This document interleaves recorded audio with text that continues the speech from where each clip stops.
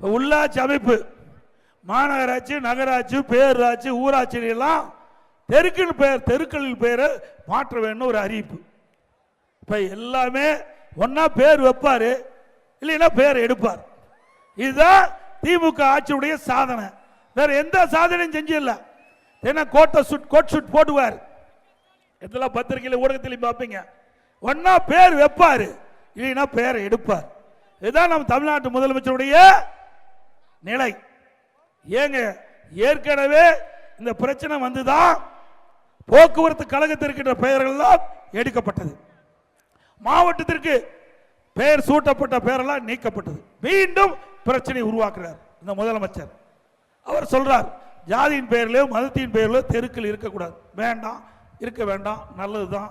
ஆனா யாரு பேரை வைக்கிற, உங்க அப்பா பேரை கொண்டாந்து வைக்கலான்னு அறிக்கை விட்டு. இதுதான் தவறு.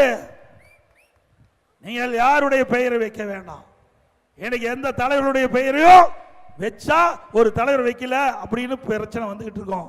அதற்காகத்தான் ஏற்கனவே போக்குவரத்து துறையில் இருந்த பெயர்கள் நீக்கப்பட்டது.